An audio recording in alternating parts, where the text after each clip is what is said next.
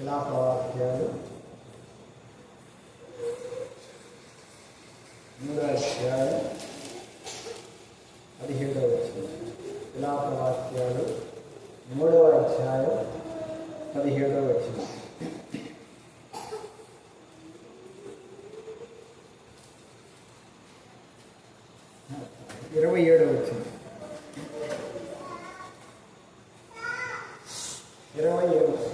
విలాపవాక్యాలు 3వ అధ్యాయం 27వ వచనం. అందరం కలిసి చదువుకున్నాం. యవ్వన కాలమైన కాడి మోయుట నరునికి మేలు, అతని మీద దానిని మోపిన వాడు యెహోవాయే. ప్రార్థన. పరిశుద్ధుడు మా దేవ, ప్రేమ నమ్మకము కలిగిన మా యేసురాజానికి స్తోత్రాలు, వందనాలు ప్రభువా.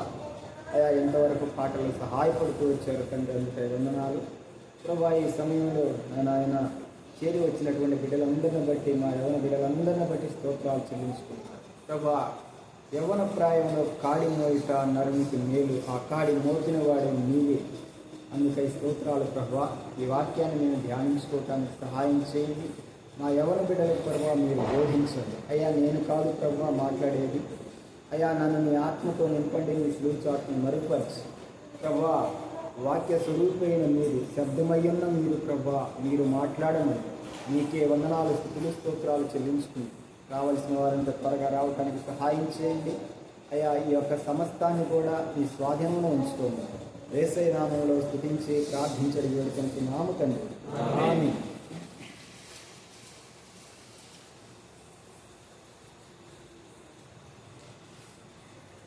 ఈ మాట మనం చాలాసార్లు చదువుకున్నాం, ఇంతకు ముందు కూడా ధ్యానించే ఉండవచ్చు, చెప్పే ఉండవచ్చు. అయితే ఒక మాట చదవనప్పుడు, యవ్వన కాలమున కాడి మోయుట నరునికి మేలు, అతని మీద దానిని మోపినవాడు యెహోవాయే. మంచిది. యవ్వన కాలమున కాడి మోయుట నరునికి మేలు, దాన్ని మోపినవాడు యెహోవాయే. దేవుని యొక్క కాడి కనుక మనం మోసినట్లయితే, అది యవ్వన కాలంలో కనుక మోస్తే మనకి చాలా మేలు జరుగుతుంది. మనకి చాలా మేలు అంటే మంచి, చాలా ఆశీర్వాదం, అంత చాలా మేలు జరుగుతుంది. అంటే ఒక విధంగా చెప్పాలంటే మన జీవితంలో వచ్చేటువంటి ప్రతి మంచి కార్యం కూడా అది మేలు, అది మేలు, అది మేలు. ఇంకొకటి ఏంటంటే కీడు తప్పించబట్టం కూడా మేలైంది. కీడు నుండి తప్పించబట్టం కూడా, పాపం నుండి విడిపించబట్టం కూడా చాలా మేలైంది. అందువల్ల మన జీవితంలో, మీ జీవితంలో యవ్వన ప్రాయంలో కాడి మోయటం నరునికి మేలని రాయబడింది.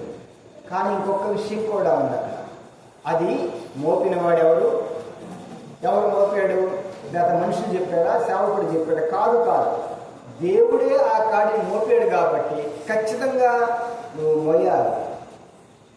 కాడి అనగానే సహజంగా ఏమనుకుంటామంటే, మనం ఏమనుకుంటామంటే సహజంగా బరువు, భారం, అంతే కదా. కాడి అంటే ఏంది? ఎద్దులు ఏం చేస్తాయి? కాడి బరువుని మోసుకొని లాక్కుంటూ వెళ్తాయి, అది అనుకుంటాం సహజంగా. యవనస్తులైనా మీరు కూడా చాలాసార్లు అనుకునేది అదే. ఏమనుకుంటారంటే, ఈ యవ్వన ప్రాయంలో కనుక యేసు ప్రభువును నమ్ముకొని యవ్వన ప్రాయంలోనే బాప్తిసం కనుక తీసుకుంటే ఆ యొక్క దేవుని ఆజ్ఞలన్నీ పాటించలేము, ఆ విధంగా పవిత్రంగా పరిశుద్ధంగా ఉండలేము, ఆ విధంగా ఆయన సన్నిధిలో ఎల్లప్పుడూ వాక్యానికి లోబడి జీవించి ఈ సమాజం మధ్యలో సాక్ష్యంగా మనం బ్రతకలేము. కాబట్టి మనం ఈ యవ్వన ప్రాయం పోయిన తర్వాత కొంతకాలం ఈ లోకంలో ఈ సుఖాన్ని, ఈ సౌఖ్యాన్ని, మన శరీర కోరికల్ని, మన మనసులో హృదయంలో ఉన్న కోరికలను అనుభవించిన తర్వాత అప్పుడు లోబడదాం. దేవుడు ఎప్పుడైనా క్షమిస్తాడు కదా. లోబడమన్నాడు, లోబడతా లేదు అంటే అవన్నీ సహజంగా వాయిదా వేసుకుంటాం. ఆ వాయిదా వేసుకున్న తర్వాత ఏమైందంటే ఆటోమేటిక్గా దేవునికి లోబడం కదా, కాడి ఎత్తుకోం కదా. కాడి ఎత్తుకున్నప్పుడు ఏం చేస్తామంటే ఈ లోకంలో ఉన్న వాటిని నేరేసుకుంటాం. ఈ లోకంలో ఉన్నటువంటి పాపాన్ని, ఈ లోక సంబంధమైనటువంటి ఆశలు, ఇవన్నీ కూడా మనసులో నింపబడి ఆ మనసుని పాపంతో భారంతో నింపుకుంటాం. అప్పుడు ఏమైందంటే ఇక పాప భారం నుండి మనిషి బయటికి రాలేదు. ఆ పాప భారం నుండి మనిషి ఏం చేస్తాడంటే బయటికి రాలేదు. అందువల్ల మన జీవితంలో నేర్చుకోవాలి, ఆ పాప భారం నుంచి బయటికి రాలేడు కాబట్టి ఇంకా భారం ఎక్కువ. మామూలుగా పుట్టికే పాపం. ఉదాహరణకి సపోజ్ నేను ఒక నల్లటి అనుకోండి, నన్ను తీసుకెళ్ళి మండు టైంలో పెట్టారనుకోండి, మండు టైంలో నుంచోబెడితే రోజు ఎర్రటోళ్ళు కూడా నల్లంగా వస్తారు సహజంగా. మంచి ఎండలో నేను మొదలే అంతంత మాత్రం అయితే నన్ను తీసుకెళ్ళి ఎండలో పెడితే ఇంకా నల్లంగా వస్తాను, కానీ నేనేమి ఎర్రంగా రాను. కానీ ఒకవేళ నేను బలహీనుడిని, ఒక విధంగా చెప్పాలంటే ఆ బలహీనుడి మీద కనుక ఒక 50 కేజీలు లేదా 70 కేజీల బరువు మోపారనుకోండి, నేనేమైపోతాను, ఇంకా క్షీణించి ఆ యొక్క ఎముకలన్నీ కుంగిపోయి ఇరిగిపోయో లేకపోతే నరాలన్నీ దెబ్బతినిపోయో ఇబ్బంది పడతాను నేను. అంతే కదా. మొదలే ఎందుకంటే ఆ ఉదాహరణ చెబుతుంది, మొదలే మనం పాప పుట్టుక, మన జన్మతోనే పాపం. ఈ పాపానికి తోడు దేవుడు ఒక అవకాశం ఇచ్చాడు మనకి. ఎవరి కాలంలో మీరు నా కాడి కిందకి రండి, నేను మీకు మేలు చేస్తాను, నేనే చెబుతున్నాను. ఆ కాడిని నేనే ఖచ్చితంగా నువ్వు ఎవరి కాలంలో నా కాడి కిందకి రావాలని చెబుతుంటే మనం ఏం చేస్తామంటే కాదు ఈ లోకంలో కాడిని నేను మోస్తాను. ఈ లోకంలో కాడి ఎంత భయంకరమో తెలియదు మీకు.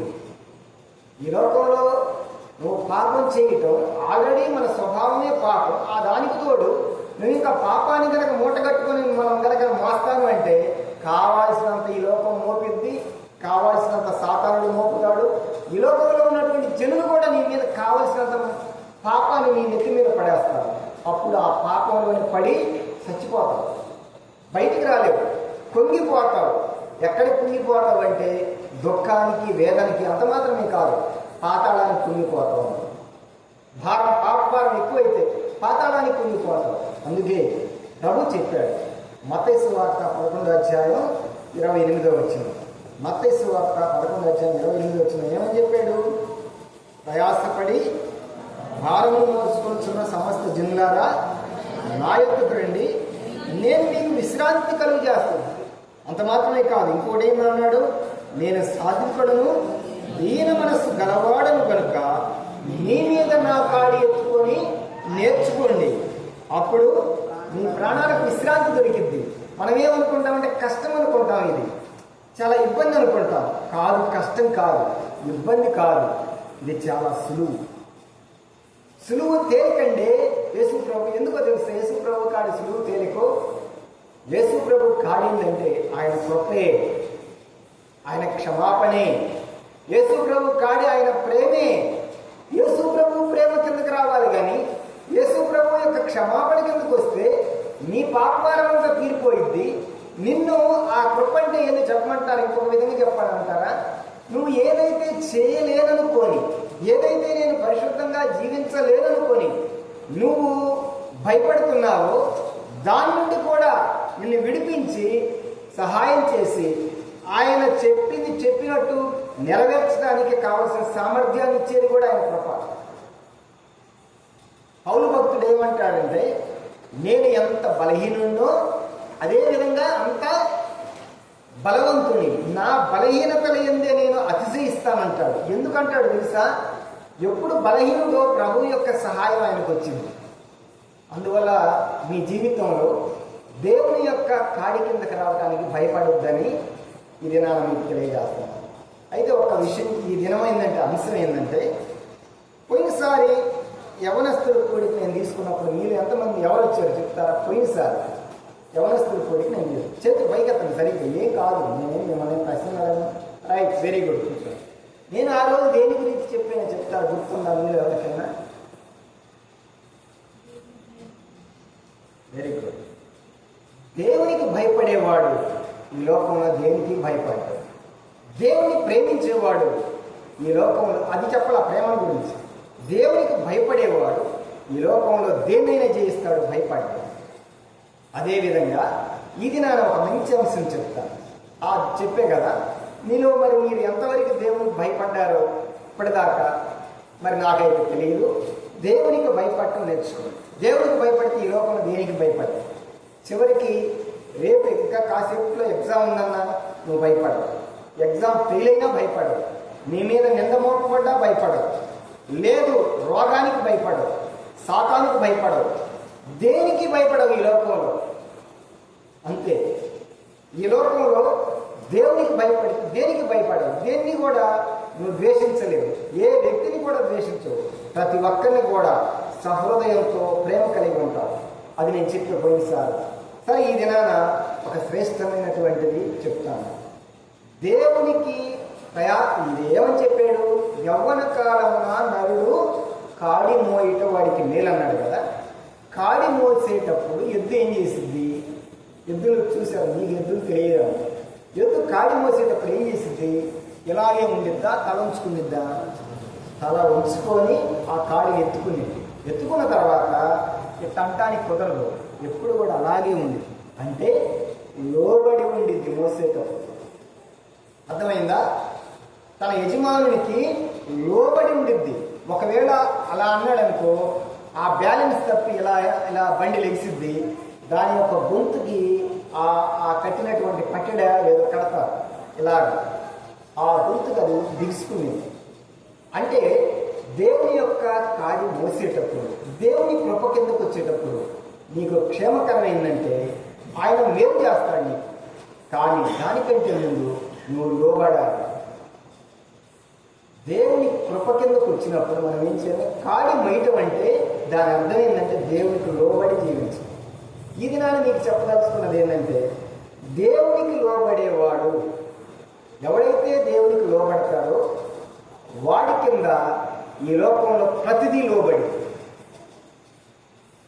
దేవునికి కనుక లోబడితే నువ్వు ప్రతిదీ నీకు లోబడిద్ది. సహజంగా అక్క చెల్లెళ్ళు ఉంటారు, ఇంట్లో అన్నదమ్ముళ్ళు ఉంటారు, తల్లిదండ్రులు ఉంటారు, భార్యాభర్త ఉంటారు, పిల్లలు ఉంటారు, ఈ ఇరుగు పొరుగు వారు ఉంటారు, చదువుకున్న వాళ్ళు, చదువుకోని వారు ఉంటారు. వీళ్ళందరి మధ్యలో ఏం పోరాటం జరిగిద్దంటే, నేను చెప్పింది ఆమె మీదేంది, ఆమె మీదేంది, నేను చెప్పింది నాలుగని, ఆమె చెప్పింది నేను మీదేంది, అసలు నేను పెద్దనే కదా అని అక్క అనుకుంది. చెల్లెలు ఏమనుకునేది? నేను కూడా అలాగే పుట్టాను, అదే తల్లికి పుట్టాను, అదే తండ్రికి, నేను కూడా సమాన హక్కురాలనే కదా, కాదు కొన్ని సంవత్సరాలు వెనక పుట్టాను, అంతే కదా తేడా. అంత మాత్రాన నేను లోబడేది ఏంది? అయినా ఆమె పొద్దాకులు చెప్పింది, నేను చెప్పింది వినదేంది? దేంది? తల్లిదండ్రులు పొద్దాకులు ఏదో వాళ్ళ గొడవ వాళ్ళదే కానీ నా మాట వినలేంది? తల్లిదండ్రులకు బాధ్యత లేదా నా మాట వినాలని? ఈ విధంగా దేవునికి లోబడేవాడు దేనికి భయపడ్డు, దేని ఏది కూడా వాడిని లోబర్చుకోడు. దేవునికి లోబడేవాడికి ఈ లోకంలో అన్నీ లోబడతాడు. కానీ మరి ఇంకొక మాట, దేవునికి లోబడేవాడు ఈ లోకంలో దేనికి లోబడ్డా అంటే తల్లిదండ్రులకు కూడా లోబడ్డా అది కాదు. అక్కడ అంటే మనకు పాప సంబంధమైన దేనికి వాడిని నష్టపరిచేది దేదైనా సరే, ఎంత భయంకరమైందని దానికి లోబడ్డాడు. వంగిపోడేవాడు ఏ బలహీనతకి లోబడ్డు, ఏ అవిధేయతకి లోబడ్డు, ఏ పాపానికి అసలు లోబడ్డు, దేవునికి లోబడేవాడు. అది జ్ఞాపకం పెట్టుకోవాలి. ఈ సమయంలో రండి, దేవునికి ఎవరైతే లోబడతారో, దేవునికి లోబడేవాడికి ఏమైతే ఈ లోకంలో అన్నీ లోబడతాయి. దేవునికి లోబడేవాడు ఈ లోకంలో దేని చేత జయించబడ్డు, అన్నిటినీ జయించుకుంటూ వెళ్తాడు. అతను ఎక్కడ లోబడ్డు, ఎక్కడ అవిధేయతకు కానీ పాపానికి కానీ. మీ డౌట్ ఏంటి? నేను పాపానికి ఎక్కడో లోబడిపోతా, ఎక్కడో ఈ లోకంలో అవిధేయతకు లోబడిపోతా, లేకపోతే ఇంకొక దానికి లోబడిపోతానే కదా మీ డౌట్. అది జరగనే జరగదు. నువ్వు మొట్టమొదటి దేవుడికి లోబడితే చాలు. దేవుడికి లోబడ్డవాడు తల్లిదండ్రులు లోబడతాడు, అన్నదమ్ములకు లోబడతాడు, అక్క చెల్లెలకు లోబడతాడు. వాడు లోబడి ఏం చేస్తాడు తెలుసా? అక్క దాడి చేసింది కదా చెల్లి మీద, అక్కడ కూడా లోబర్చుకుంటాడు. అర్థమైందా?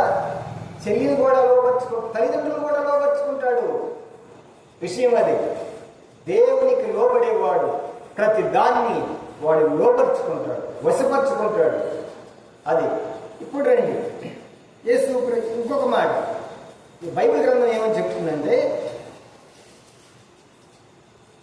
దేవుడికి ఎవడైతే లోబడతాడో వాడి విషయమై దేవుడు చాలా సంతోషిస్తాడు. దేవుడికి లోబడేవాడు దేవుణ్ణి సంతోషపెడతాడు. చూడండి, మత్తయి సువార్త 3వ అధ్యాయం 17వ వచనం. మత్తయి సువార్త 3వ అధ్యాయం 17వ వచనం చదువుతారా ఒకళ్ళు? లేని చదవలేరా? మత్తయి సువార్త 3:17 లేదైంది.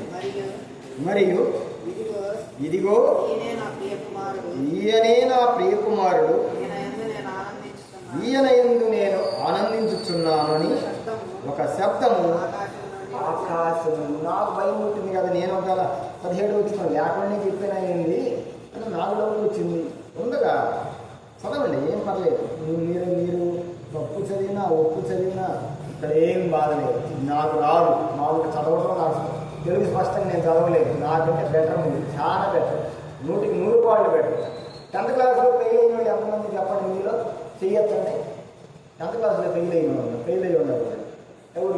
నేను ఫెయిల్ అయ్యా 10th క్లాస్. నా అందరికంటే మీరు బెటర్. ఎవరు? ఒక అమ్మాయి ఉంది బాబు. 10th క్లాస్లో ఫెయిల్ అయిన వాడిని నేను, ఇంటర్మీడియట్ ఫెయిల్ అయిన వాడిని నేను, పాలిటెక్నికల్ ఫెయిల్ అయిన వాడిని నేను. ఆ 3 నేను చదివింది. పబ్లిక్ పరీక్షలు ఉండే ఏటికయ్యా అంటే నేను చదివినప్పుడు 10th క్లాస్కి, ఇంటర్మీడియట్కి, పాలిటెక్నిక్కి 3 ఫెయిల్ అయ్యా. అదేమీ లేదు. ఇక్కడ ఏ విషయం ఏమీ లేదు. మీరేం భయపడనక్కర్లా. మీరు నేను చదవమన్నా చదవండి. మీరు హ్యాపీగా మీరు ఏదైనా సరే డౌట్ ఉందా అడగవచ్చు. మీ అంకులు కాదు ఇక్కడ భయపడటానికి. మీరు భయపడాలనుకోండి, మీరు స్వేచ్ఛగా ఉండండి, ఏ డౌట్ ఉందా అడగవచ్చు. యవ్వన కాలంలో నరుడు కాడి మోయటం మేలు అంటే, యవ్వన కాలంలో దేవునికి లోబడటం మేలు అంటే. దేవునికి లోబడటం అంటే, ఎప్పుడైతే దేవునికి లోబడటం నేర్చుకుంటామో మన జీవితంలో, ఈ లోకంలో దేవునికి లోబడం, ఈ లోకంలో అన్నిటినీ లోబర్చుకుంటాము జయించి. అందువల్ల మన జీవితం లోబడటం అనేది చాలా శ్రేష్టమైనది. ఆ తర్వాత ఈ లోబడటం అనే దాన్ని గురించి ఆలోచిస్తే, యవ్వన కాలంలో యేసుక్రీస్తు ప్రభువారు దేవునికి లోబడ్డాడు. యవ్వన కాలంలో యేసుక్రీస్తు వారు దేవునికి లోబడ్డాడు. అంకులు ఏమని చెప్తాడు? యవ్వనస్తులు కోరికనంగానే ఎంత వయసు చెప్తే ఎంత వయసు దాకా రావచ్చు అంటాడు చెప్పండి? అంటే 12 లేకపోతే 15 సంవత్సరాల నుండి 30 లేకపోతే 35 సంవత్సరాల వరకు. ఆ 35 సంవత్సరాల తర్వాత ఇక యవ్వనస్తుడుగా లెక్కకు రాదు, ఇక వయసు తగ్గిపోతూ ఉంది. అలాగా యేసు ప్రభు వారిని 12 సంవత్సరాలప్పుడు దేవుడు చెప్పాడు, ఇదిగో నువ్వు నీ తల్లిదండ్రుల దగ్గరికి వెళ్ళి లోబడి ఉండు అన్నాడు. అవును, 12 సంవత్సరాలప్పుడు నువ్వు పోయి నీ తల్లిదండ్రులకు లోబడి ఉండు అని చెప్పాడు. ఎందుకు చెప్పాడు అంటే, ఆయన అప్పటికే ఆ ధర్మశాస్త్రాన్ని అనర్గళంగా మరి వచ్చింది. ఆ యొక్క ధర్మశాస్త్ర పండితులతోటి ఆ ప్రశ్నలు అడుగుతూ వచ్చాడు, వారికి సమాధానం చెప్తూ వచ్చాడు. ఇలాగా అప్పటికి కావాల్సినంత జ్ఞానం ఉంది ఆయన. కానీ ఆయన మానవుడిగా ఉన్నాడు ఈ లోకంలో. దేవుడు తండ్రి ఏదైతే చెప్తున్నాడో దాన్ని చేయటమే నేర్చుకున్నాడు. ఈ తల్లిదండ్రుల దగ్గరికి లోబడి ఉండు ఉన్నాడు. చూడండి ఆ మాట, లోకాసు వార్త 2వ అధ్యాయం, లోకాసు వార్త 2వ అధ్యాయం 51వ వచనం. మీరు చదవండి అమ్మా, మీలో ఎవరో ఒకరు చదవండి. లోకాసు వార్త 2:51. అంతటా ఆయన వారితో కూడా బయలుదేరి నజరేతులకు వచ్చి వారికి లోబడి ఉండేది. ఎప్పటిదాకా లోబడి ఉన్నాడు ఆయన? యేసు ప్రభు వారు పరిచర్యకి వచ్చింది ఎంత వయసులో వచ్చాడు? 30 సంవత్సరాల వయసులో. 3.5 సంవత్సరాలు పరిచర్య చేసింది. సిలువ వేయబడ్డాడు, చనిపోయి తిరిగి లేచి పరలోకానికి వెళ్ళాడు. అంటే 12 సంవత్సరాల నుంచి 30 సంవత్సరాల దాకా. అంటే ఎన్ని సంవత్సరాలు?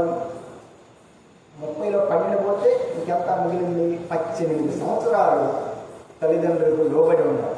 వాళ్ళ తల్లిదండ్రులు ఏమన్నా ఇది భాగ్యవంతుల, ధనవంతుల కాదు, పేదవాళ్ళు. తల్లిదండ్రులు ఏమన్నా పరిపూర్ణమైన జ్ఞానం గల వాళ్ళ కాదు. అయినప్పటికీ తండ్రి చెప్పాడు, నువ్వు తల్లిదండ్రులకు లోబడి ఉండాలి అని చెప్పాడు. నీ యవ్వన జీవితంలో దేవుని యొక్క పరిచర్య మీరు ఎవరైనా చేయాలని ఆశిస్తే, మిషనరీగా వెళ్ళడానికి అప్పుడు సిద్ధపడేవాడు ఎవరు? మిషనరీగా వెళ్తాడు. అతను చేతులు ఎత్తాను, నేను భయపడతానేంటి? నేనేం ప్రశ్న అడిగిన మిమ్మల్ని. మిషనరీగా వెళ్తాను ఆశించను. మిషనరీగా వెళ్తాను అంటే దేవుని సేవకు. మిషనరీ అంటే ఏదో పోయి హక్సాక్షి అవటం కానీ కాదు, గుర్తుపెట్టుకోండి. దేవుడు నీకు కొంత అవగాహన వచ్చిన తర్వాత, వయసు వచ్చిన తర్వాత దేవుడు పొమ్మంటే పోవాలి, లేక నోరు మూసుకొని కూర్చోవాలి. పోయి హక్సాక్షి అవటం కదా గొప్పేం కాదు. చాలాసార్లు దేవుని పిలుపు లేకుండా, దేవుడు రమ్మనకుండా మూర్ఖంగా వెళ్ళే హక్సాక్షులు అయిన వాళ్ళు చాలామంది ఉన్నారు. అందువల్ల దేవుడు కనుక నిన్ను ప్రార్థన చేసుకోవాలి. ఎప్పటి వరకు చేసుకోవాలి? యేసు ప్రభువులాగా 18 సంవత్సరాలు లోబడి ప్రార్థన చేస్తారు. మీరు ఇక్కడ దేవుడి సన్నిధిలో, సంఘంలో పెద్దలకి, దైవ సేవకులకి, తల్లిదండ్రులకి, మీకున్న ఆత్మీయ నాయకులకి లోబడి ట్రైనింగ్ పొందాలి. ఇక్కడ మిమ్మల్ని అవసరమైతే గదులుతారు, అనవసరంగా తిడతారు. కొన్ని సందర్భాల్లో మిమ్మల్ని అపార్థం చేసుకొని మిమ్మల్ని అనవసరంగా ఒక మాట కూడా అంటారు. పెద్దవాళ్ళని వాళ్ళు అనాలని కాదు, అంటే మిస్అండర్స్టాండింగ్ చేసుకొని మీరు ఎక్కడ తప్పిపోతారన్న భయంతో ఒక పొరపాటు ఒక మాట అనే అవకాశం ఉంది మిమ్మల్ని. అట్లాంటప్పుడు కూడా సహించుకోవాలి, లోబట్టు మీరు నేర్చుకోవాలి తప్పకుండా. ఎప్పుడైతే ఈ విధంగా ఇక్కడ తర్ఫీదు పొందుతారో, ఆ విధంగా లోబడి, ఆ విధంగా తర్ఫీదు పొంది ట్రైనప్ అయిన తర్వాత ఒకానొక దినాన బయటికి రా, అక్కడి నుంచి ఇప్పుడు పలానా చోటకి వెళ్ళి అని చెప్పి దేవుడు స్పష్టంగా చెప్తాడు. అప్పుడు ప్రార్థన చేసుకొని దేవుడి దగ్గర నుంచి అది కరెక్టా కాదని దేవుడి దగ్గర నుంచి ఆ పిలుపుని తీర్మానం చేసుకున్న తర్వాత, నిశ్చయిత చేసుకున్న తర్వాత అప్పుడు నువ్వు బయలుదేరాలి. అప్పుడు ఏం తెలియదు మనకి. మనం ఏం చేస్తాము అంటే మిమ్మల్ని డిస్కరేజ్ చేయడానికి కాదు. అంటే నువ్వు ఒక యవ్వన ప్రాయానికి వచ్చేసరికి, అంటే 12 సంవత్సరాల వయసులో నుంచి యేసుప్రభు వాక్యం ఎందుకు చెప్పకూడదు? యవ్వన ప్రాయం 12 సంవత్సరాలు కాదు, ఒక 20 సంవత్సరాలు వచ్చినాక ఆయన చెప్పగలడు కదా, ఎందుకు చెప్పని ఇలా కాదు. అంతకంటే ముందు దేవుని మాటకి లోబడి ఉండటం శ్రేష్టం. అందువల్ల యేసు ప్రభు దేవుని మాటకి లోబడి, ఒక మానవుడిగా లోబడి 18 సంవత్సరాలు ఆయన చెప్పినట్టు, ఆయనకు అనుకూల పరిస్థితి అక్కడ ఆయన్ని కొంచెం ఇబ్బంది పెట్టారు. ఆ కుటుంబంలో కూడా ఎలా ఇబ్బంది పెట్టారంటే, ఎందుకంటే ఆయన సహోదరులు కూడా ఆయన మాట యందు విశ్వాసం ఉంచరా, నమ్మకం ఉంచరా. ఆల్రెడీ అప్పుడే మరియమ్మ మీద కొంచెం నింద మోపబడింది. అప్పటికే సమాజానికి అర్థమైంది ముందే పుట్టాడని. అయినా సరే తను తృణీకరింపబడుతూ వచ్చాడు. పైగా ఆ కుటుంబంలో పెద్దవాడు బాధ్యత తీసుకొని పోషించాలి కుటుంబాన్ని. పైగా ఆ 12 సంవత్సరాల తర్వాత మరి యేషోబుని గురించి మరి ఆయన ఎంతకాలం జీవించాడో నాకు తెలియదు, కానీ కొద్ది కాలం తర్వాత యేషోబు ఎక్కడ కనపడదు. మరియ భర్త అయిన యేషోబు, తల్లి అయిన మరియ భర్త అయిన యేషోబు ఎక్కడ కనపడదు. అందువల్ల అతను చనిపోయి వచ్చాము. కుటుంబ బాధ్యత అంతా ఆయన మీద పడింది. 30 సంవత్సరాల దాకా ఇంకా 6 పుట్టారు. ఈయన తర్వాత 4 అన్నదమ్ములు ఉన్నారు. ఈయనకి 2 చెల్లెళ్ళు ఉన్నారు. ఈయన పెద్దోడు. మొత్తం 7 పిల్లలు, తల్లి తండ్రి. ఒకవేళ తండ్రి చనిపోయి ఉంటే మరి తల్లి వీళ్ళు 8 మందిని పోషించాలి. ఈ పెద్ద కుమారుడిదే బాధ్యత అంతా.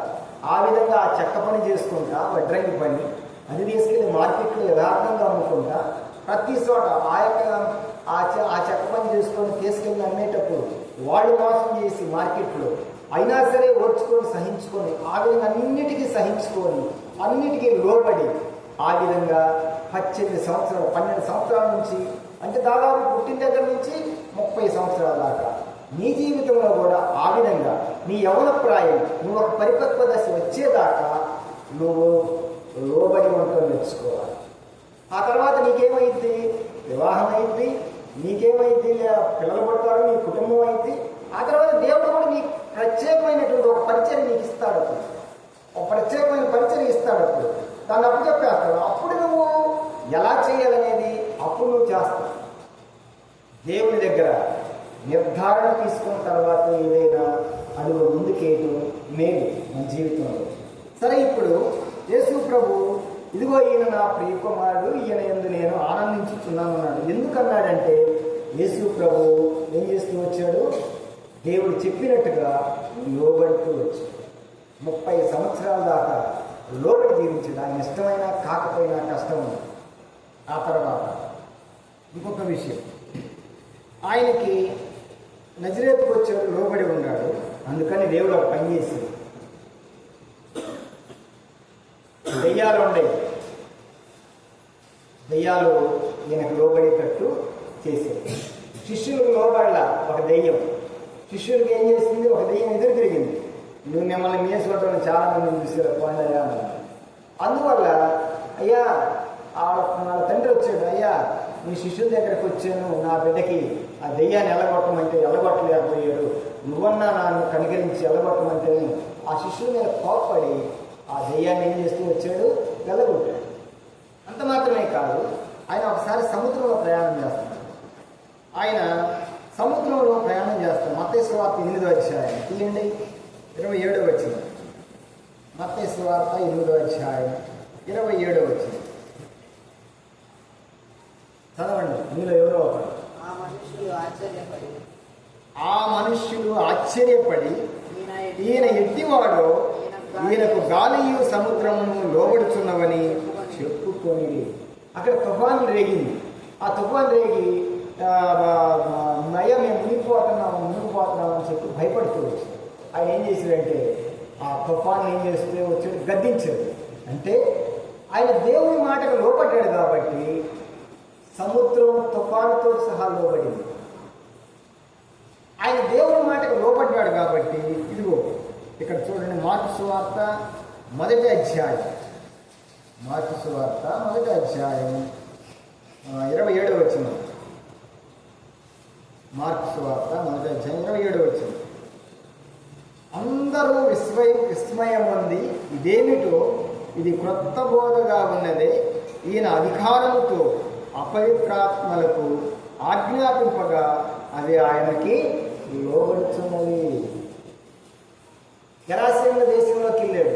ఆ గెరాసేనుల దేవుని సమాధుల్లో ఉన్నవాడిని మీరు చాలాసార్లు విని ఉంటారు. ఆ సమాధుల్లో ఉన్నవాడిని ఏం చేస్తూ వచ్చాడు? ఇక్కడండే వాళ్ళ నుంచి నువ్వు బయటికి రమ్మనేసరికి, అయ్యా మా జోలికి రావద్దయ్యా, అయ్యా ఇప్పుడే పాతాళానికి పంపొద్దయ్యా మమ్మల్ని అని చెప్పి బాధపడుతూ వచ్చాడు. ఆ అపవిత్రాత్మల బాధ నీ పేరేందంటే సేన అని చెప్పి దాదాపు 2000 దురాత్మలు వాడిలో ఉండేసరికి వాడు సంఖ్యలతో వేసినా బంధించినా వాడు బంధింపబడలా. ఏమి చేసినా వాడి వల్ల వాడు తెంచుకొని సమాధులు వాడే గాయపరచుకుంటూ వచ్చు. చివరికి ఎప్పుడైతే ఆయన దగ్గరకు వచ్చాడు, ఆయన రమ్మన్నాడు, అవన్నీ పోయి ఆ పందుల మందులు పోతామని అడిగితే పర్మిషన్ ఇచ్చాడు ప్రభు. అది కూడా ఆయన చెప్పినట్టే పందుల మందులోకి వెళ్ళాలి. ఆయన ఏం చెప్తే అది చెయ్యాలంటే ఏదైనా సరే. అందువల్ల ఆయనకు ఒక మాటలో చెప్పమంటారా, సమస్తాన్ని ఆయన పాదాల కింద లోబర్చాడండి. దేవునికి లోబడ్డవాడికి సమస్తం వాడు పాదాల కింద చేస్తాడు. చూడండి, 1 కొరింథీ పత్రిక 15వ అధ్యాయం 27వ వచనం. 1 కొరింథీ పత్రిక 15వ అధ్యాయం 27వ వచనం.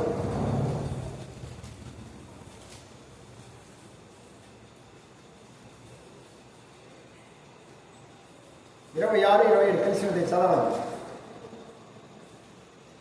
కడపట్టు నశింపజేయబడు శత్రువు మరణము, దేవుడు సమస్తము క్రీస్తు పాదముల కింద లోబర్చి ఉంచెను. సమస్తము లోబర్చబడి ఉన్నదని చెప్పినప్పుడు ఆయనకు సమస్తమును లోబరిచిన వాడు తప్ప సమస్తమును లోబర్చబడి ఉన్నదని సంగతి విసుదని. అంటే ఆ సమస్తం లోబర్చాడు దేవుడు కూడా నా పాదాల కిందకు వస్తాడు అనుకుంటారు. కొంతమంది ఏమనుకుంటారంటే anything to the power of 0 = 1 అంటారు కదా మ్యాథ్స్లో. దేని యొక్క పవర్ అయినా 0 ఉంటే, ఇప్పుడు for example 5 to the power of 0 1, 10 to the power of 0 1, x to the power of 0 1. అందుకని anything to the power of 0 = 1 అని 0 to the power of 0 కూడా 1 అయిద్దా? అంటే కాదు, 0 to the power of 0నే అయింది. అది జ్ఞాపకం పెట్టుకోవాలి. అట్నే అన్నిటినీ నాకు లోపరిచేయడని అడ్డదిడ్డంగా దేవుడు కూడా నా మాటకు లోపడతాడు అనుకోకూడదు. అందువల్ల దేవుడికి లోబడితే నువ్వు సమస్తాన్ని, ఈ వాక్యాన్ని మీరు ఎప్పుడు కూడా గుర్తుపెట్టుకోవాలి. ఈ వాక్యాన్ని ఆ యొక్క 1 కొరింథీ పత్రిక 15వ అధ్యాయం 27వ వచనం. దేవుడు సమస్తమును క్రీస్తు పాదముల కింద లోబర్చి ఉంచాడు. దేవుడు తప్ప సమస్తాన్ని కూడా ఆయన పాదాల కింద అంతే. అందువల్ల మన ప్రభువుకి ఈ భూమి మీద సమస్తం మీద నాకు అధికారం ఇవ్వబడిందని చెప్పాడు. మత్తయి సువార్త చివరి అధ్యాయం ఉండింది చూడండి. మత్తయి సువార్త చివరి అధ్యాయంలో 18 చదవనమ్మా. అయితే యేసు వారి యొద్దకు వచ్చి, పరలోకమందును భూమి మీదను నాకు సర్వాధికారం ఇవ్వబడి ఉందని చెప్పాడు. అందువల్ల మన జీవితంలో నేర్చుకోవాలి. దేవునికి లోబడితే ఈ లోకంలో నీకు లోబడందంటూ ఏది లేదు. ఈ లోకంలో నువ్వు జయించలేనిది, లోబర్చుకోలేనిదంటూ ఏది. నీ పుస్తకం కూడా నీకు లోబడితే, పుస్తకం చదవలేకపోతున్నావా, మ్యాథ్స్ ఏమైనా రావట్లేదా, ఇంగ్లీష్ రావట్లేదా, చివరికి అది నీకు లోబడి వచ్చింది అంతే. నీకు లోబడి రావాల్సిందే. అది ఏదైనా సరే నీకు లోబడి. ఈ లోకంలో ఏది సమస్తం కూడా అధికారాన్ని జోడిస్తాడు. ఎవడు లోబడతాడో వాడికి గొప్ప అధికారం కూడా ఇస్తాడు.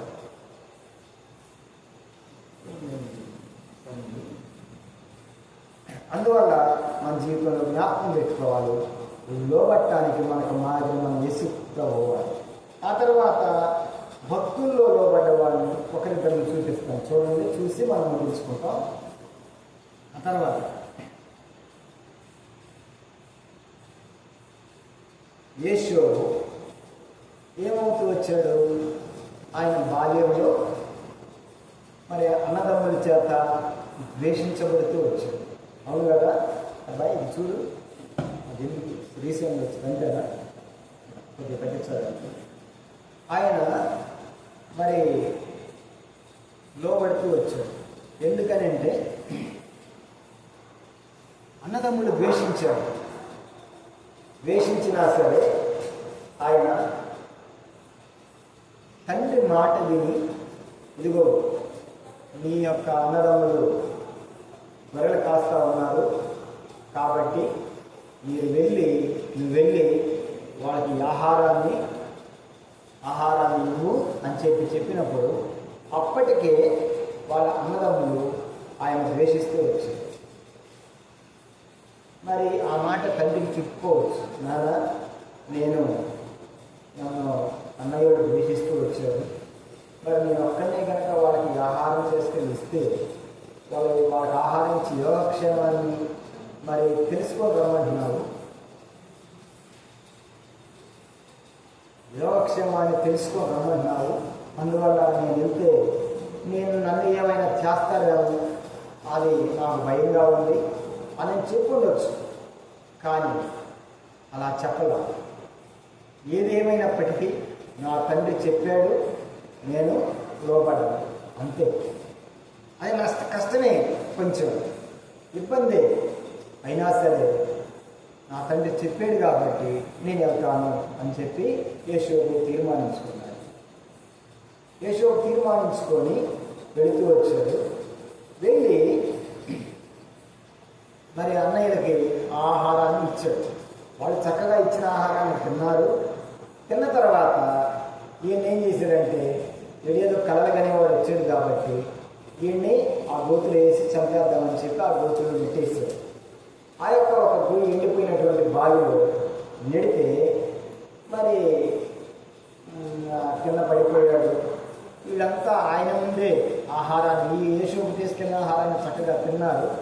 కానీ తిని ఏం చేస్తూ వచ్చారంటే, ఈయన్ని ఏం చేయాలంటే వాళ్ళలో 2 అడ్డుపడ్డారు. ఎవరంటే రుబేను ఒకడు, రెండవ వాడెవడు చెప్తారా మీలో? యోధా.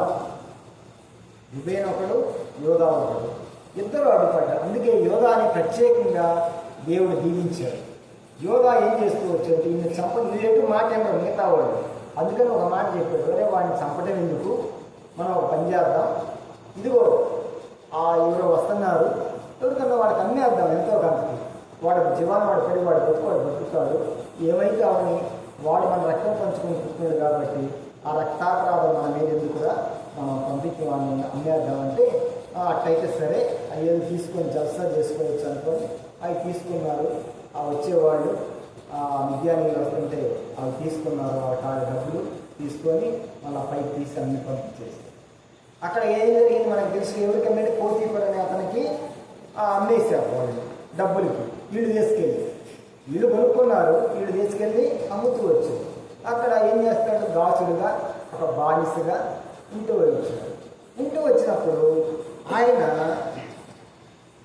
తల్లిదండ్రుల మాటకి లోపడ్డాడు కదా, అది దేవుని ఆజ్ఞ. తల్లిదండ్రుల మాటకు లోపడితే చివరికి ఈ గతి పట్టింది. అదే అక్కడ అడ్డం తిరిగితే ఈ పరిస్థితి వచ్చేది కాదు. అతను నాన్న వాళ్ళు ద్వేషిస్తారంటే వచ్చేది కాదు. సరే, ఏదేమైనప్పటికీ యేషోబు వెళ్ళిన తర్వాత ఆ పోతీఫర్ ఇంట్లో ఆ బానిసత్వంగా ఉండవలసినటువంటి వాడు, ఆ బానిసత్వం కూడా చివరికి ఆయనకు ప్రతికూలంగా మారింది. ప్రతికూలంగా ఉన్నటువంటి ఆ పరిస్థితి కూడా ఆయనకు అనుకూలంగా మారిపోయింది.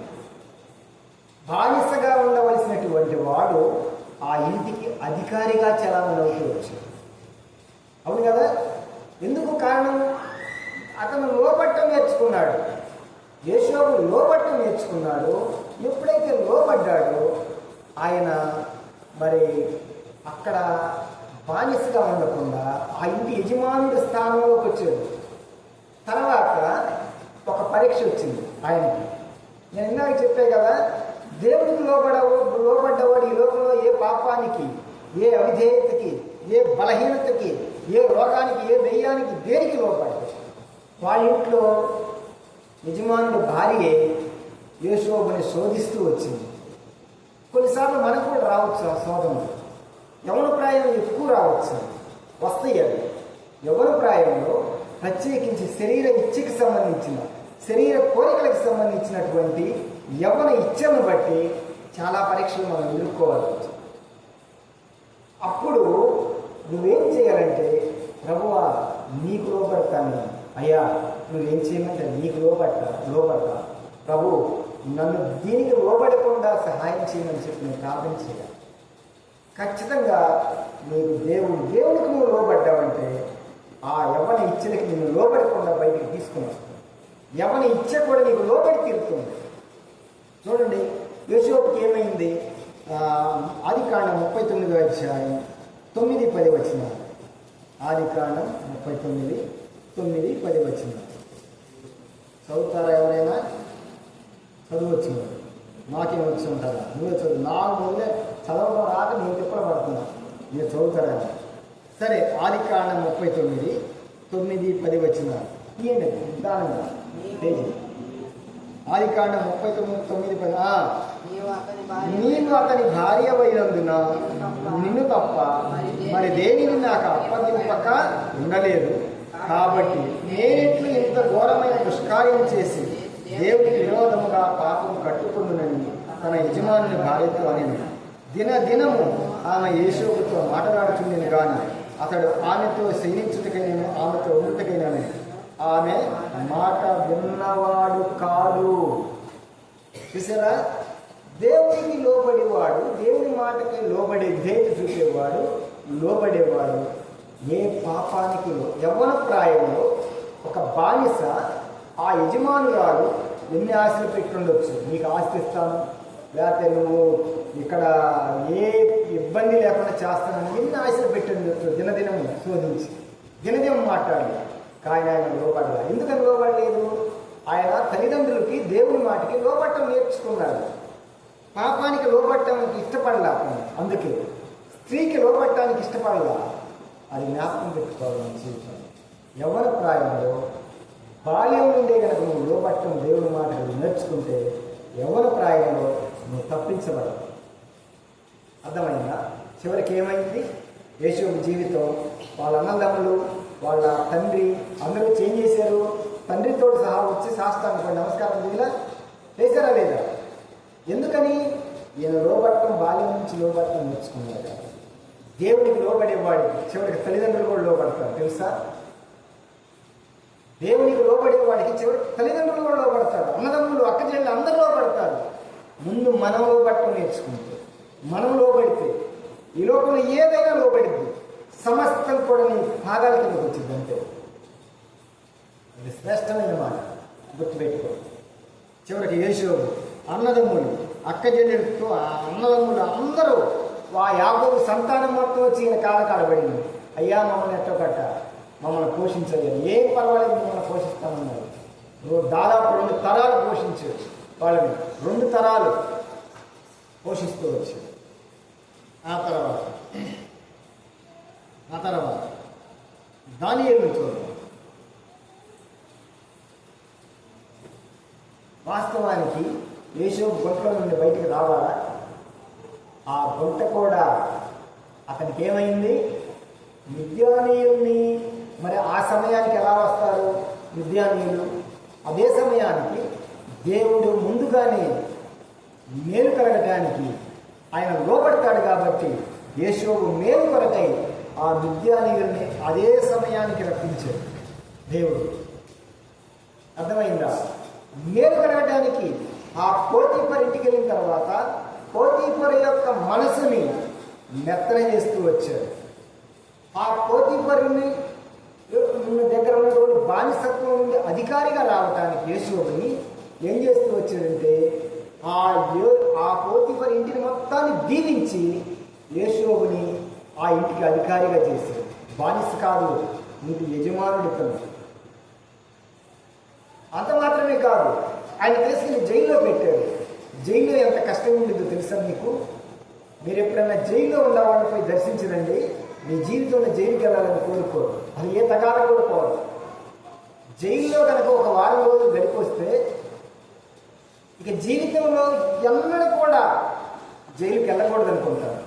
పోలీస్ స్టేషన్లో పోలీసులు తిట్టిండ్రండి ఒకసారి, వాళ్ళ చేత నిజంగా తిట్లు మీరు కనుక ఒక తప్పు చేశారని తెలిసి వాళ్ళ దెబ్బలు కానీ వాళ్ళ తిట్లు కానీ మీరు కనుక అనుభవించారంటే జీవితంలో పోలీస్ స్టేషన్కి వెళ్ళకూడదు. ఎంత నష్టమైన పర్వాలేదు అనుకుంటారు.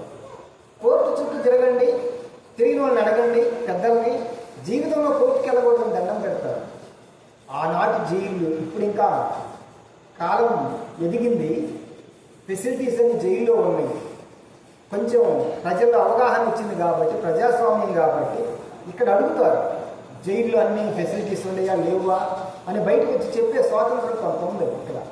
కానీ ఆనాటి కాలంలో జైల్లో ఏం పెట్టినా చనిపోయిన అడిగేవాళ్ళు. అలాంటి జైలును కూడా పరిస్థితిని తారుమారు చేసి దేవుడు జైలు అధికార స్థానంలో పెట్టాడు. జైల్లో ఉండవలసినటువంటి బానిసని ఒక పెద్ద ఇతను ఏంది ఒక స్త్రీతో తప్పు చేసినట్టు రుజువు చేసి పంపించారు. ఒక స్త్రీతో తప్పు చేసినట్టుగా, తప్పు చేయబోయినట్టుగా రుజువు చేసి పంపించారు ఆయన. అది క్షమించరాని నేరం. అందువల్ల ఆయన కఠిన కారాగార శిక్ష. అలాంటి పరిస్థితి నుంచి కూడా ఆయన ఉన్నతమైన స్థితి తీసుకోవచ్చు. అక్కడ కూడా ఆ పరిస్థితిని తారుమారు చేసాడు దేవుడు. అది జ్ఞాపకం పెట్టుకోండి. మీరు ఏ పరిస్థితి అయినా సరే పరిస్థితులు కూడా నీకు లోబడతాయి. గుర్తుపెట్టుకోండి, పరిస్థితులు కూడా నీకు లోబడతాయి. ప్రజలు లోబడతారు, దెయ్యాలు లోబడతాయి, ఈ ప్రకృతి లోబడింది నీకు, రోగం కూడా లోబడింది నీకు. అంతే, నువ్వు దేవుడికి లోబడితే రోగం కూడా లోబడిద్ది. అంతే, ఏమి చేయలేదు, నేను ఏం చేయలేదు. నువ్వు లోబడలే కానీ ప్రతిదీ నీకు లోబడి. దానియేలు చూడండి, దానియేలు గ్రంథం 1వ అధ్యాయం 8వ వచనం నేను ముగించేస్తా. దానియేలు గురించి చెప్పిన తర్వాత ఇంకా తప్ప ముగించేస్తా. చదువుతారా? మీరు చదవాలి, సిస్టర్స్లో చదువుతారు. ఇప్పుడు దానియేలు 1వ అధ్యాయం 8వ వచనం చదవండి.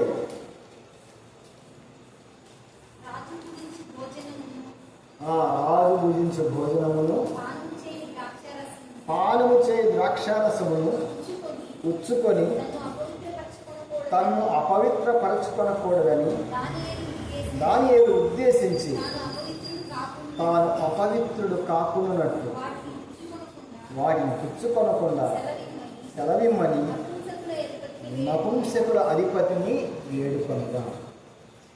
దానియేలు ఏమంటాడంటే దేవుడు ఒకటే చెప్పాడు, విగ్రహార్పితం వాళ్ళు ఎవరంటే రాజకుమారు. దానియేలు, షద్రకు, మెషకు, అబేద్నెగోలు రాజకుమారులు అన్నమాట. పైన ఉండింది ఆ రాజకుమారులు ఎన్నడూ కూడా ఇజ్రాయేల్ యొక్క రాజకుమారులు, యూదుల యొక్క రాజకుమారులు, రాజు ఎన్నడూ కూడా విగ్రహారాధన అనేది వాళ్ళ గ్రంథం ప్రకారం, దేవుని ఆజ్ఞ ప్రకారం విగ్రహారాధన కానీ విగ్రహార్పితమైనటువంటిది కానీ ముట్టకూడదు. రాజు యొక్క భుజించే భోజనాన్ని విగ్రహార్పితం చేసి అర్పించిన తర్వాత తెస్తారు. వాళ్ళు అన్నిలు రాజు విగ్రహారాధకులు అక్కడికి బానిసలుగా కొనిపోబడుతూ వచ్చారు బబులోను. అలాంటి పరిస్థితుల్లో దేవుని యొక్క ఆజ్ఞకి లోబడి వాళ్ళు మనం విగ్రహార్పితమైన తినకూడదు కదా అని చెప్పి బతిమలాడుకుంటే సరే అంటే కుదరదయ్యా అన్నారు. అయినా మమ్మల్ని అయ్యా కొద్ది రోజులు పరీక్షించి ఇచ్చి అప్పుడు కనుక మా ముఖాలు ఎప్పుడు చూసి దాని ప్రకారం నేను కనుక కళగా లేకపోతే, ఆరోగ్యంగా లేకపోతే అప్పుడే మాంసాహారం ఇద్దుకొని మాకని చెప్పారు. ఆహారం ఇద్దుకొని రాజు ఆహారం అంటే సరేనని పాపం జాలిపడి ఒప్పుకున్నారు. వారు ముఖాలు వాళ్ళకంటే కళగా వచ్చింది. వాస్తవానికి ఈ ధాన్యాలు ఏయో కాయలకి మామూలుగా ఆ గింజలు తిన్నవాడికి వాళ్ళతో పాటు ద్రాక్షారసం కంటే శ్రేష్టమైన రసం లేదు తెలుసా. రక్తం పట్టడానికి రక్తం పట్టాలంటే ద్రాక్షారసం. అయితే అలాంటి పరిస్థితుల్లో మరి ఆ యొక్క దానియేలు ఏం చేస్తూ వచ్చాడంటే అలా తీర్మానించుకున్నాడు, దేవుని మనం లోబడాలి, ఈ రాజాజ్ఞకు కాదు అని చెప్పి తీర్మానించుకునేసరిగా దేవుడు సహాయం చేశాడు. వాళ్ళకంటే ఇలా ముఖాలు వెలుగుగా ఉండేటట్టు, కళగా ఉండేటట్టు దేవుడు చేశాడు. పరిస్థితి ఎలా మారిపోయిందో చూసారా. దేవుడికి లోబట్టడం వల్ల దానియేలు పరిస్థితి.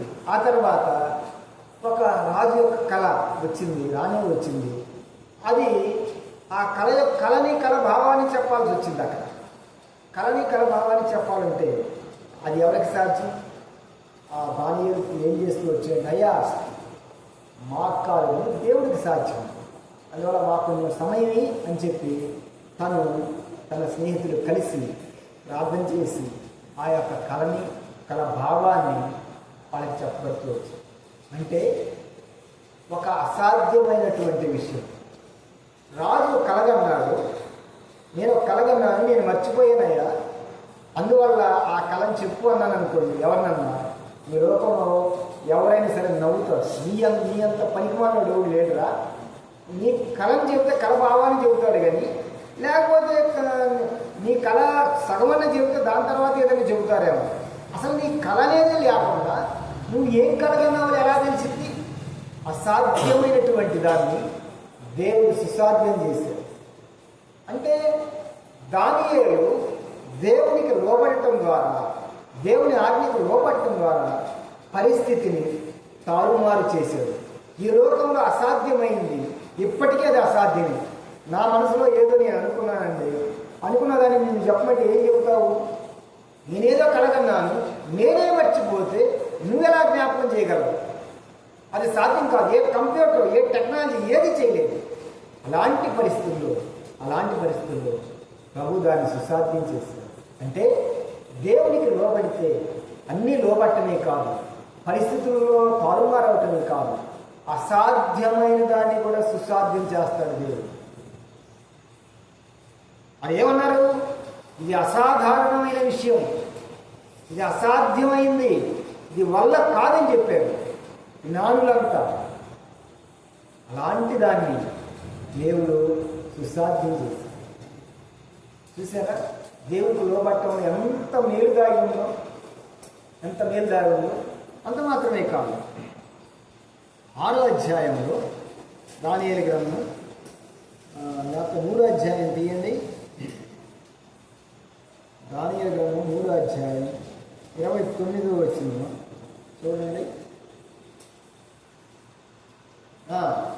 29వ వచనంలో వాళ్ళు ఏం చేస్తూ వచ్చారంటే ఆ ప్రతిమకి షడ్రకు మేషకు అబేద్నెగోలు మొక్కమన్నారు. మొక్కమనేసరికి అప్పుడు వాళ్ళు అగ్నిగుండంలో వేసారు. అగ్నిగుండంలో వేసిన తర్వాత వాళ్ళు ఏం చేస్తూ వచ్చారు, బయటకు వచ్చారు. బయటకు వచ్చిన వాళ్ళు పరిశీలన చేసి చూశారు. ఇక రాజు ఆశ్చర్యపోయి ఆ దేశం మొత్తం కూడా రాజుతో సహా ఏ విగ్రహాలకైతే పూజిస్తూ వచ్చాడో, ఏ దేవుడైతే నమ్ముకొని వాళ్ళని శిక్షించాడో, దానికి బదులుగా దానియేలు దేవుడిని నమ్ముకొని అతను దానియేలు దేవుడే దేవుడు, ప్రతి ఒక్కడు దానియేలు దేవుడిని పూజించాలని చెప్పి ఒక శాసనం తెచ్చాడు. చూడండి 29వ వచనం. కాగా నేను ఒక శాస్త్రము నియమించుచున్నాను, ఏదనగా వివిధముగా రక్షించుటకు సమర్థులకు దేవుడుగాక మరి ఏ దేవుడును లేడు. కాగా ఏ జనులలో గాని రాష్ట్రంలో గాని ఏ భాష మాట్లాడు వారిలో గాని షడ్రకు మెషకు అబేద్నెగో అనువారి దేవుణ్ణి ఎవడు దూషించునో వాడు తుత్తునీలుగా చేయబడింది, వాని ఇల్లు ఎప్పుడు పెంట కుప్పగా నుండి అంతటా నుండి రాజు షడ్రకు మేషకు అబేద్నెగో అయిన వారిని బబులోను సంస్థానములలో హెచ్చించాడు. దేవునికి లోబడ్డవాడు ఎంతగా హెచ్చింపబడతారంటే అసాధ్యమైన దాన్ని సుసాధ్యం చేస్తారు, వారిని హెచ్చిస్తారు. అది జ్ఞాపకం పెట్టుకోవాలి. ఆ తర్వాత ఇంకొక మాట 6వ అధ్యాయం 14వ వచనంలో కూడా దానియేలు ఇంకొక పరీక్ష వచ్చింది, మనకు తెలిసిందే. 6వ అధ్యాయం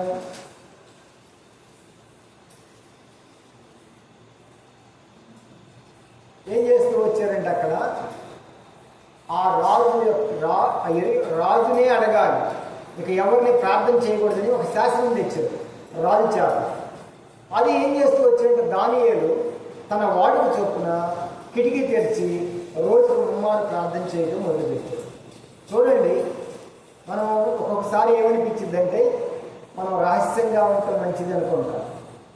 ఆ రోజు దానియేలు రహస్యంగా కిటికీ వేసుకుని ప్రార్థన చేస్తూ దానియేలు ఎవరేమన్నారు. కానీ ఆ ఇశ్రాయేలీయులకి యెరూషలేము వైపు చూస్తూ ప్రార్థన చేస్తారు. మనం కూడా మన జీవితంలో యేసు ప్రభు వైపు చూస్తూ ప్రార్థన చేయాలి మన హృదయంలో. అంతేగాని మనం ప్రార్థన చేస్తా ఎవడో ఒకటి సహాయం చేస్తాడు, మనం ప్రార్థన చేస్తా డాక్టర్ ఏమైనా రక్షిస్తాడు లేకపోతే ఇంకొకరు రక్షిస్తాడని చెప్పి మనం మన కళ్ళు మూసుకొని ప్రార్థన చేస్తా మనకి ఎవరైతే సహాయం చేస్తారనుకున్నామో ఆ వ్యక్తి మన కళ్ళలోకి రాకూడదు, వాడి వైపు చూడకూడదు. మనం దానియేలు కిటికీ తెరిచి యెరూషలేము తట్టు చూసి రోజుకు 3 ప్రార్థన చేసి చివరికి అది చూస్తారని కూడా తెలుసు దానియేలుకి. అయినా సరే దానియేలు రోజుకు 3 ప్రార్థన చేశాడు. ఆ విధంగా చేయటం ద్వారా పట్టబడ్డాడు. ఆ సింహభూమి వేస్తే ఆ సింహాలు ఏం చేస్తాయి, తినాలి. సింహాలు కూడా లోబడ్డాయి, గుర్తుపెట్టుకోండి. దానియేలుకి సింహం బోను కూడా అది ఎలా ఉందంటే అది ఒక పరలోకంలాగా ఉంది. సింహం బోను కూడా చుట్టూ సింహాలు మోకరించి మౌనంగా ఉన్నాయి దానియేలు.